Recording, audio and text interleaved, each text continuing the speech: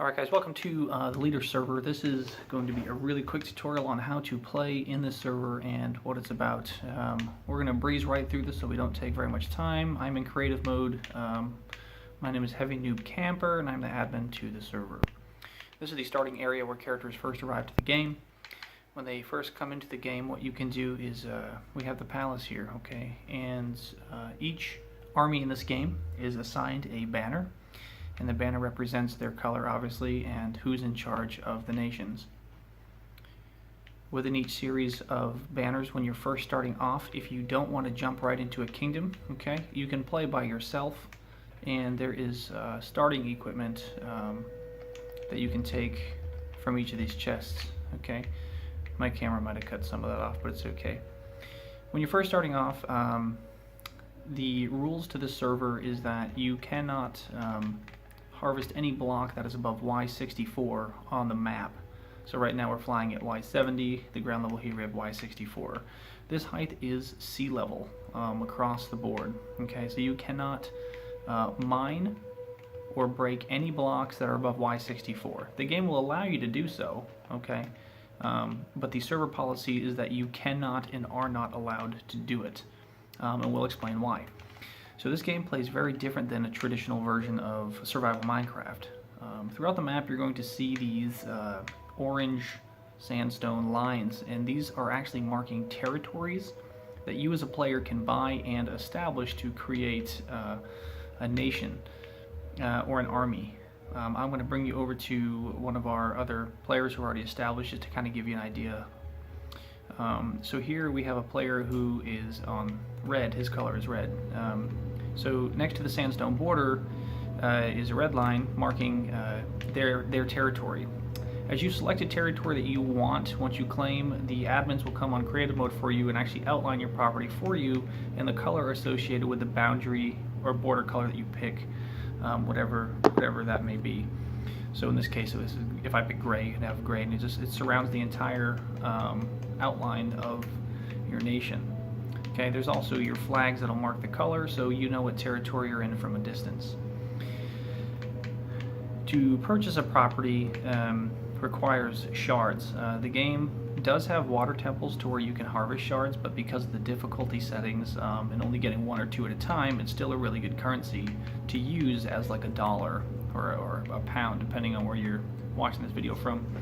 So here we have the exchange. In this building, pretty much breaks it down for you. So the shard is worth essentially 1 in value, and these you have iron, gold, emeralds, and diamonds that these shards are worth. So right now iron is a 1-to-1. 1 iron is worth 1 shard, 5 shards is worth 1 gold, 9 shards is worth 1 emerald, and 26 shards is worth 1 diamond.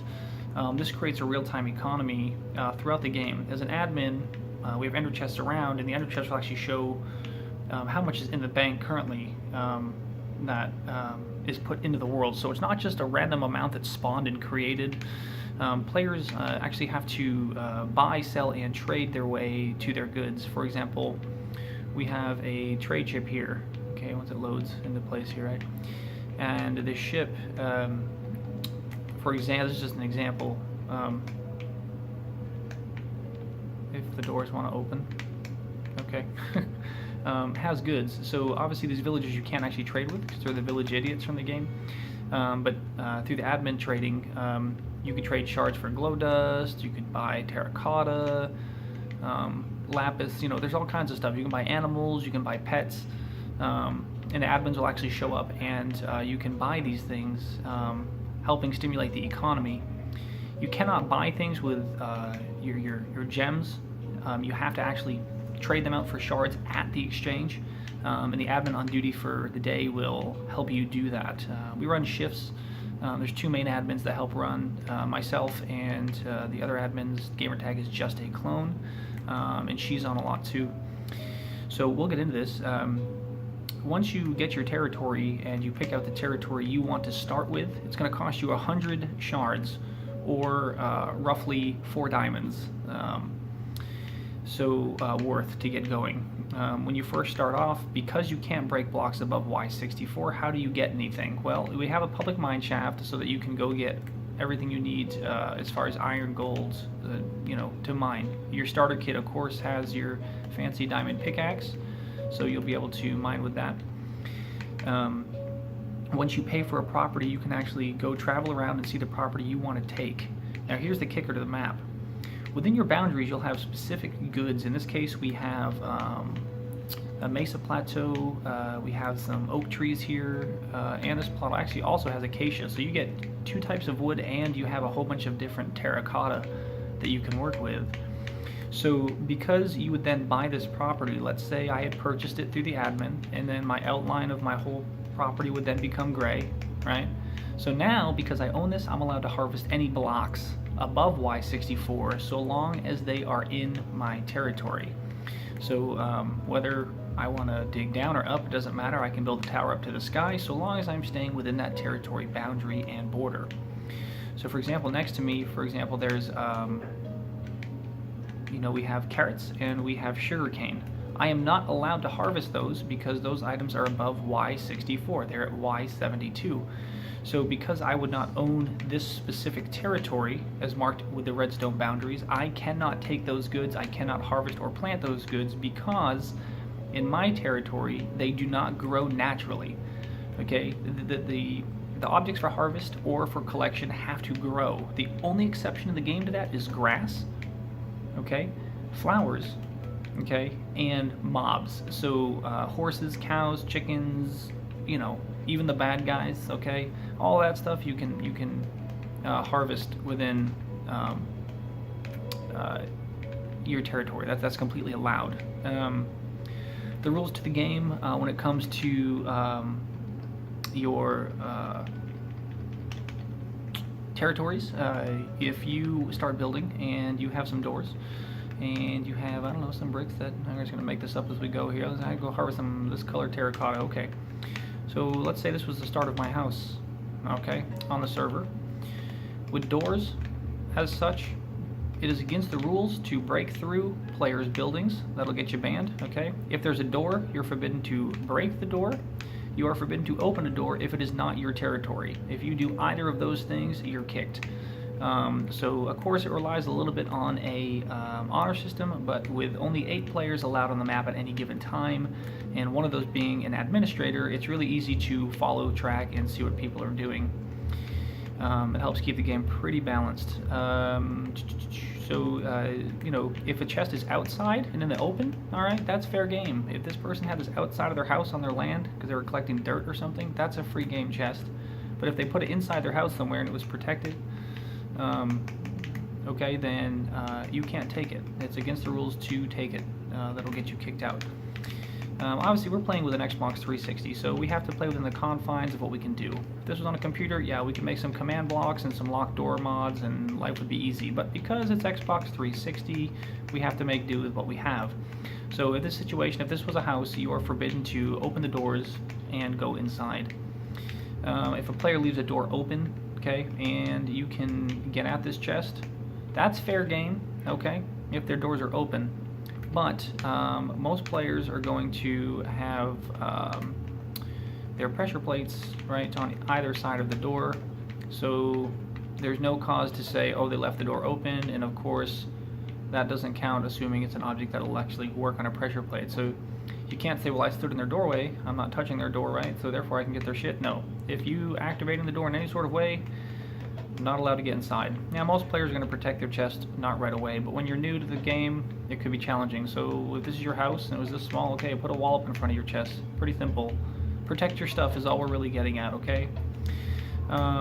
Aside from that, the main objective of the game is to build your territories as much as you can get. They get more expensive as you go out. You can actually get a list of rules on our Facebook page.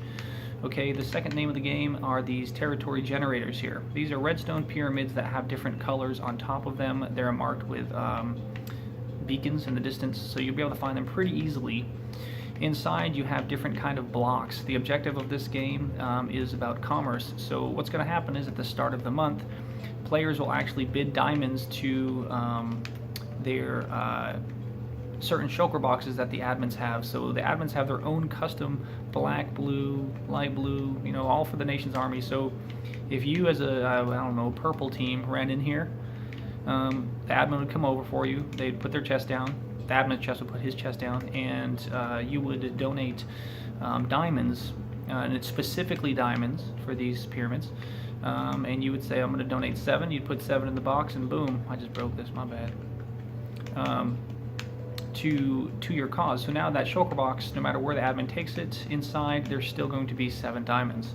If you're not familiar with shulker boxes, that's how they work. You can put stuff into them, and after you break them and pick them up, you can place them, and all of their contents will remain inside. Okay, so that's essentially how the teams work. Okay, so if you can collect more of these than anybody else, meaning you keep control of more of them for the entire month, you win what's called Capital Day. And if you win Capital, you actually get to set rules for the game to where the admin will come through, and you can actually pick. You can choose to change the daylight cycles, you can set nighttime, daytime, you can change the game to peaceful, hard mode, you can change the weather cycles. You're also allowed to choose options such as players having to give you money for your kingdom and or nation. We also have an autosave feature, so every 15 minutes in game, the game will autosave for you, so you don't have to worry about the servers crashing too much, and in the event that they do, you're going to keep most of your gear, if not all of it, as well as, not gear, your builds will maintain. Keep inventory is off, so if you die, you're going to have to rely on other people to get you going unless you've already established your kingdom. So with that said, when you first start in the public mine shaft, make sure that you are in a safe area. So again, short version, you want to donate as many diamonds as you can to these pyramids, and you want to have more than anybody else at the start of the month. That's the name of the game. You're only allowed to harvest goods that are above that are below Y64 unless it is in your territory. When you are ready to move on to a new territory and mark your new boundary, you'll actually be able to take 2 properties that are next to each other. What am I trying to say? You can only expand your properties if the borders touch. So if this was one of my properties here, okay, this is my original one that we said. The next one I buy has to touch. The borderline has to touch each other in order to buy it. Okay, you can't buy this one, for example, and then go halfway across the map and buy territory over here, because the borders don't touch. The number of territories you can own depends on the number of players you have in your map. Okay, so in our kingdom, we have 5 players that wanted to join. They may not all play at the same time, but we have 5 members. That gives us access to 7 territories. If you're playing by yourself as a solo player, you can have 3 territories to yourself, but you still have to pay for them and actually rent the land out from the pharaohs. There's really no pharaoh, we just say that. So in the event that you're still waiting to build and gain money inside the main palace here, okay, I'm just going to fly through the hole in the roof. We have hotel rooms that you can stay in that are free, and you can store your stuff and get yourself going before you have property. So I could sleep here, I can craft here, I can store stuff here, and just like the rest of the game, this is a neutral territory. Put your name on the wall. No one's allowed to come in here and break your shit. Not allowed. So essentially that's the short version in a nutshell. There's a lot more to the server, but that's the name of the game. Play smart, play fair. I don't know what else to say really. If it's above Y64, don't touch it. That's pretty much the short version. If it does not grow in your territory, don't plant it in your territory. That's pretty much it. Again, so here's the example. This territory, you could harvest the blocks, but then you could only grow acacia wood and oak wood in here. If somehow you got a jungle sapling, you are not allowed to plant it in this territory. If you find potatoes, you can't plant them in this territory. If you get a carrot off of a zombie, you cannot plant it in this territory because you don't have them growing naturally in your territory. That's the name of the game. So if the server sounds like it's something you want to do, by all means we encourage you to come check us out. I didn't want to give you too much of the land because it's fun to explore and see where you want to go. We do have player verse environment levels as well, such as the big pyramid here. This is a huge parkour level filled with traps and all kinds of stuff. We also have a custom water temple as well that's now done. Additionally, from harvesting Y64, that also forbids you to plant blocks above Y64. So you can't just start laying blocks and scaling buildings. That's against the rules, and that will get you kicked out. You can only plant blocks and place blocks where? In your territory. That's right, and here you can plant as much as you want. So, because players are not allowed to place blocks in that area, that's why you want to build yourself castle walls, because players are not allowed to build blocks to get over them, right? They're not allowed to plant a block to scale your building, right? They can't do what I'm doing right here. That would be against the rules because they wouldn't own any of these territories. Now, if you have a neighbor move in, right, so you're in this gray territory, right? We call this one gray for now. Okay, if you're in this territory, this gray territory, and I don't know, red moves in next to you, okay? Even though we know where red is, but let's say the red territory moves in here. He's also allowed to build a wall in his territory, right? So it may be smart not to put your walls right up against your color, because all he has to do is build a taller wall and he can jump over your wall to get in, right? So when you're building your wall, think about that. Go back a couple squares before when you're building your walls. That way, if this guy out here builds a wall, in order to scale your wall, he's gonna have to build that sucker way up here and hope he survives the fall trying to get over it, right? That would be legal, but unless if he gets skilled and gets in a lake shore or something, but I don't know where he's going to achieve one of those from. So with that said, we have nether portals, we have all that kind of stuff that you can go adventuring and do. I'm just trying to cover this in a short version. This video is long enough already, but I just want to show it to you guys real quick, and hopefully it's something you guys want to come play with us. It should go without saying, you know, no, don't play stupid. We catch you duplicating items, kicked out. You know, you just want to be an asshole, we're gonna kick you out. It's that simple. It's a good group of adult players that play. Our age requirement isn't anything specific, but if you're a dumb player and you annoy everybody, we're gonna kick you out. We're gonna ban you. So I don't really care if you're 13 or if you are 45 years old, but make sure you can handle playing on a server like this. We've had to, you know, throw players out as we go, but that's what gives us a good community and makes it real fun. And Tuesday, which will be August 1st, is our first actual official day. August 1st, 2017 is our first launching day of having our first capital rush. So players will have 30 days to conquer all those redstone pyramids, become the strongest economic leader, and then gain capital, putting pressure against the other kingdoms. So hopefully you join us. You have to join our Facebook group. If you want to play, you have to. This is how we weed out terrible players. Okay, it's right here on the screen. You have to join our Facebook if you want privileges. Okay, Facebook, that's the group number. I will leave it here for a second, or just pause your video. You can find it.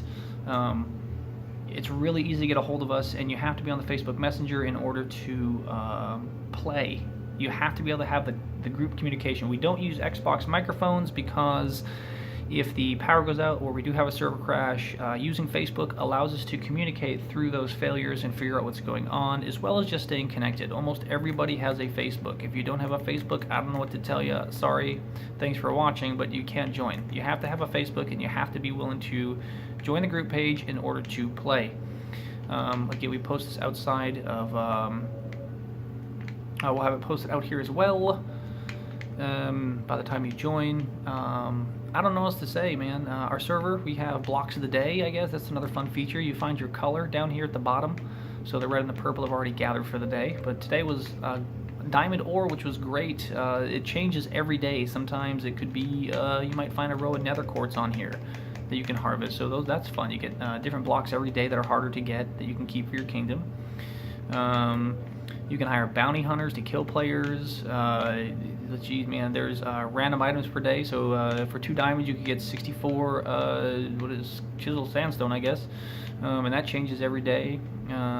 Daily food, you can take 8 pieces. So you can show up here if you're out of food, and boom, you get 8 pieces of steak or whatever the food is. It's a really good server. I don't know what else to say. There's just a lot. Come check it out. Build a kingdom, build a nation. Come participate. Come fight. PvP is allowed in certain areas. Again, you can rent economy plots, which will provide you with stacks of the item that's shown on that plot at the start of each week. So let's say you take this one here, you rent it for 500 shards a month in real time, and you'd be delivered a total of 64 stacks of this. But it changes. So if you rented plot G, right now it's this nether quartz, but it could be any nether block, and it changes month to month at random. So that's really, really cool. Same thing here. You could rent this. You get terracotta. The color will change every month. Or yeah, every month or every week. I have to go double check. So I don't even know, there's so much good stuff in here. But yeah, so essentially, hop on if you want. Come check us out. You can see the server at any time by logging in. It's always open, but you will not have any privileges if you're not part of the Facebook group. And all of the official rules are on the Facebook, so you can read all of the official rules on how to play and what to do. But this is just a brief tutorial. I hope you guys enjoyed this a little bit. This is just scratching the surface. I'd love to see you guys come check us out in this mainly desert-filled map, and come join us and have a good time. So, all right, guys, that's it for me for now, and I hope to hear from you guys soon.